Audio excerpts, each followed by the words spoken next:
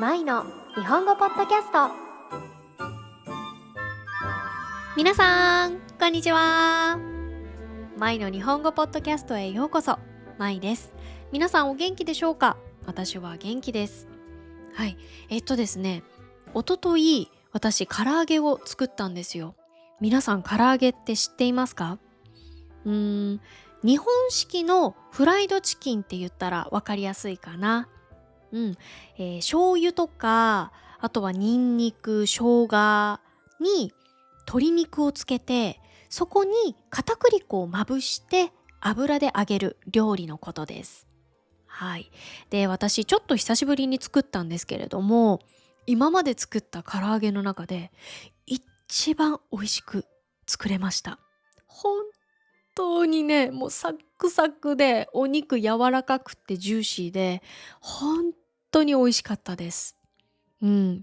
で、美味しく作れた理由は多分油だと思うんですね。うん。いつも私、唐揚げを揚げるとき、もったいないなって思って、油のね、量をケチって、少ない油で揚げてたんですよ。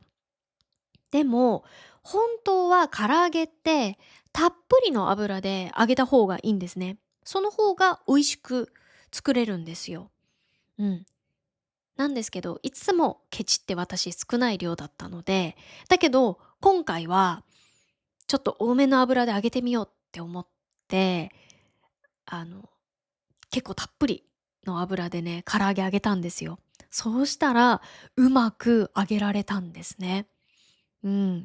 で、このケチるっていうのがどういう意味かっていうと、お金とか量などを本当は必要なのに、その必要なものをもったいないって言って減らしたりとか、あとは使わないことを言います。うん。で、このケチるに似た言葉で、節約するっていう言葉もあるんですけれども、節約っていう言葉とケチるっていうのは、ちょっとニュアンスが違います。うん。節約っていうのは、無駄遣いをしないでお金や物を上手に使うことを言います。なので、例えば将来を考えて計画的にお金を使ったりっていう、そういったポジティブな感じがあるんですけれども、それに対してケチるっていうのは、ちょっとネガティブなイメージが強いかなと思います。はい。で、あの人付き合いとかで他人にお金を使わなきゃいけない時、そういった場面で、本当はね、お金を使わなきゃいけないのに、全然お金を使わなかったりとか、あとは必要な時にお金を出さない人、そういった人のことをケチな人って言ったりします。うん。で、私はね、本当にケチな人で、いっつも油をケチってたんですよ。はい。なんですが、やっぱり揚げ物を揚げるときは、たっぷりの油で揚げた方が美味しいんだなっていうことをね、学びました。うん。で、実は旦那さんは私が作る料理の中で一番唐揚げが好きなんですね。で、この間、私がクリスマスに何食べたいって旦那さんに聞いたんですよ。そしたら、舞ちゃんの作った唐揚げが食べたいって言ったんですね。うん。で、唐揚げなんていつだって食べられるじゃんって。もうクリスマスっていう特別な日ぐらい、普段あんまり食べない特別な料理食べようよって、そう言いましたね。はい。皆さんはクリスマスの時、どんなお料理を食べますか？はい。では今日のテーマはですね、もうすぐクリスマスだし、せっかくなので、日本のクリスマスについてお話をしていこうかなと思います。はい。きっと皆さんの国のクリスマスと違うところがいろいろあって、日本のクリスマスってそんな感じなのってね、思う部分とかもあって面白いんじゃないかなと思うので、よかったら最後まで聞いていただけると嬉しいです。まずは日本のクリスマスがどんな日なのかって言いますと、実は日本ではクリスマスは宗教的な行事ではありません。うん、キリスト教のイベントっていうよりかは、季節のイベントを楽しむっていう感覚の方が近いかなと思います。なので、ちょっと不思議なんですけれども、仏教の人や、あとは特に宗教を意識していない人たちも、みんな普通にクリスマスを楽しみます。で、日本のクリスマスはもちろん家族で過ごす人たちも多いんですけれども、家族で過ごす日というよりも恋人とデートをしたり、あとは友達とクリスマスパーティーをしたり、クリスマスの雰囲気を楽しむ日というイメージが強いかなと思います。街に行くと本当にイルミネーションが綺麗で、あとはどこからでもクリスマスソングが流れてきて、歩いているだけで、クリスマスだーっていうね、そんな気持ちになります。で、子供たちはサンタさんからのプレゼントを楽しみにしていたり、あと大人たちはワインを飲みながら美味しいご飯を食べたり、ケーキを食べたり、あとはちょっといいレストランに行ってディナーを楽しんだりもしますね。うん、そんな風に日本ではイベントとしてのクリスマスを楽しむ人が多いんですね。なんですが、実は日本ではクリスマスの日って祝日じゃないんですよ。日本では12月25日は普通の平日なんです。なので学生さんや社会人の方もみんな学校や会社に行きます。だから仕事帰りにケーキを買ったり、あとは夜だけ少しお祝いをしたりする人が多いかなと思います。でも中にはクリスマスに有給休暇を取る人もいます。この有給休暇っていうのが何かっていうと、休んでもお給料がもらえるお休みのことを言います。うん。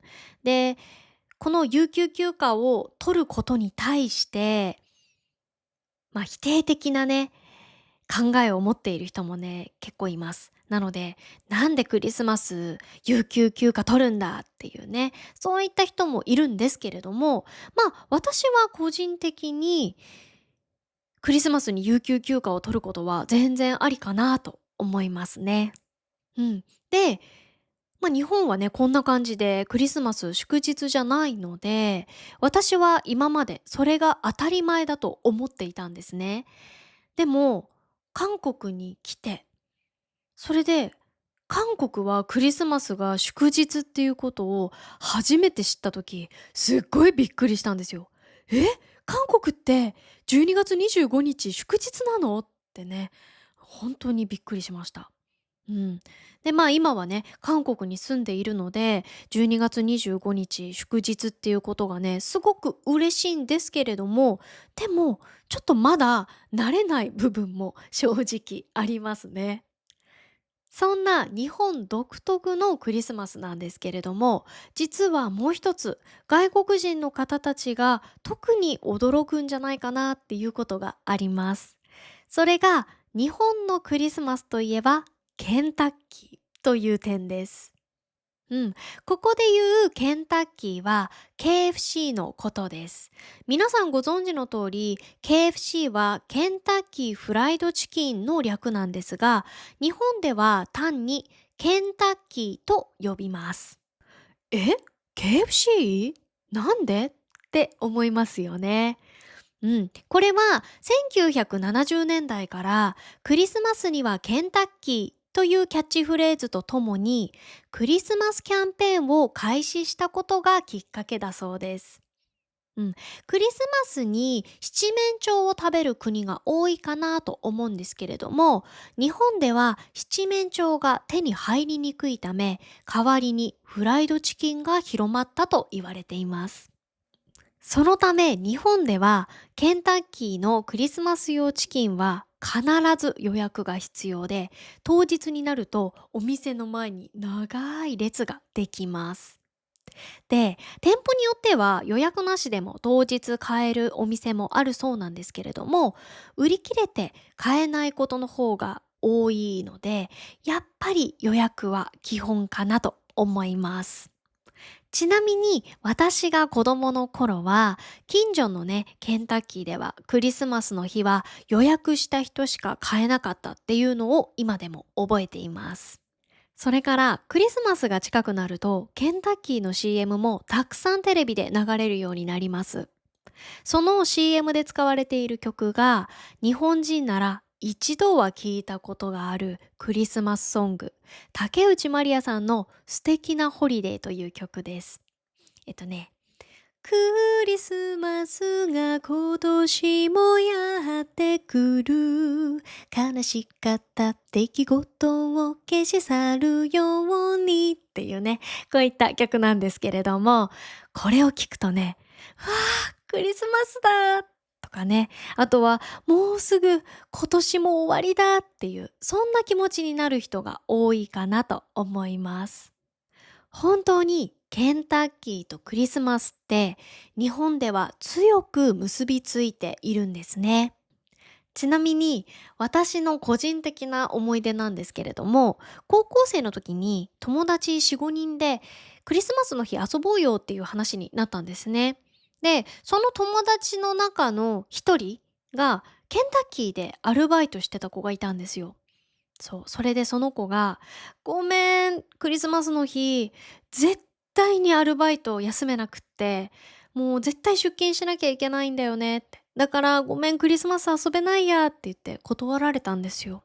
でも私はなんで？」って「なんでクリスマスの日に出勤なの？」って、「お願い、遊べないの？」って言ったんですけど、もうどうしても休めないっていうことでね、結局クリスマスの日みんなで遊べなかったっていう悲しい思い出があります。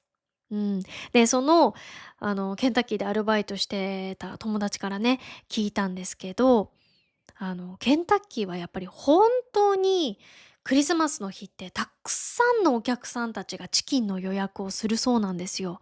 なので、本当にすっごい忙しいんですって。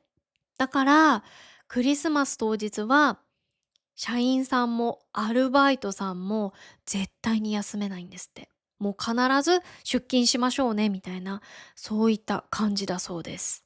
そう。だからもうそれを聞いて、もうすごくびっくりしましたね。わあ、そうなんだ。ケンタッキーの人たちって大変なんだなって思いました。うん。はい。で、今ね、こう散々ケンタッキーの話をしたんですけれども、実は私はケンタッキーのチキンよりも、モスバーガーっていうバーガーショップがあるんですけれども、そのモスバーガーのモスチキンっていうチキンの方が好きです。はい。なので、私は毎年、モスバーガーのモスチキンを食べていました。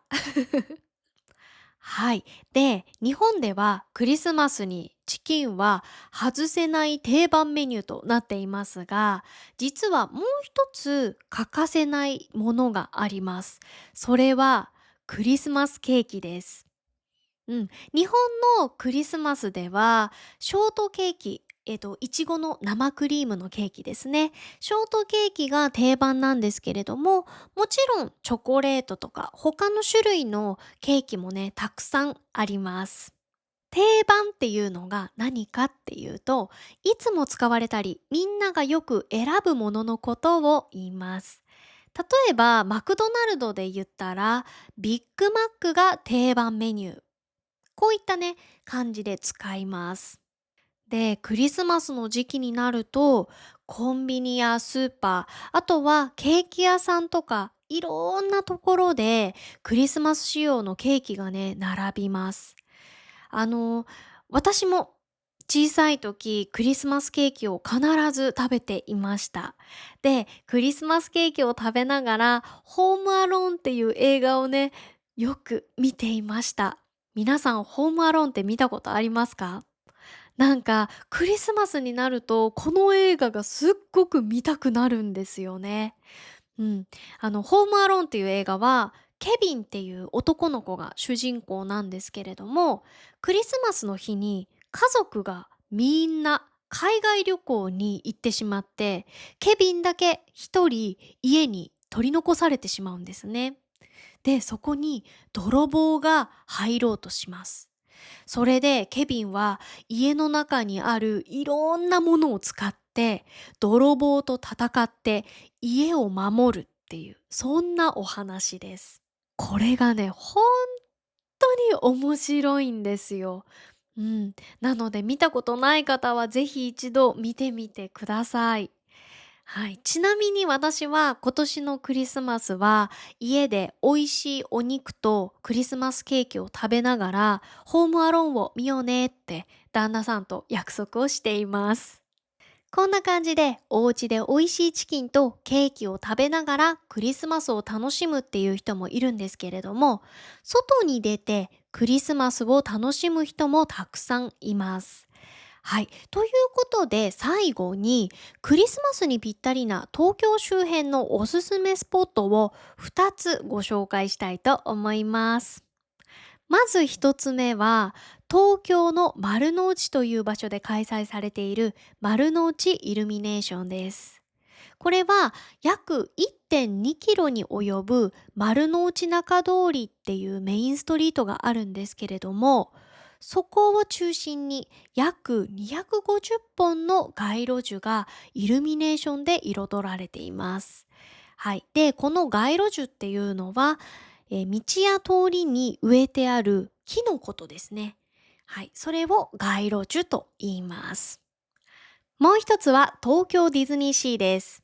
はい。クリスマスになるとディズニーも全体がクリスマス仕様になるんですけれども、特にディズニーシーのクリスマスデコレーションは本当に素敵です。うん。で、夜になるとイルミネーションも点灯するのでね、より一層クリスマスらしい雰囲気を楽しむことができます。はい。もちろんディズニーランドもとってもいいんですけれども、私はディズニーシーの方が景色が綺麗なのでね、おすすめです。はい、本日はですね、日本のクリスマスについてお話をしました。いかがだったでしょうか？皆さんのクリスマスはどんな感じですか？そして皆さんは今年どんなクリスマスを過ごす予定ですか？もしよかったらコメント欄で教えてくださいね。はい、本日も最後まで聞いてくださってどうもありがとうございました。また次のポッドキャストでお会いしましょう。バイバーイ。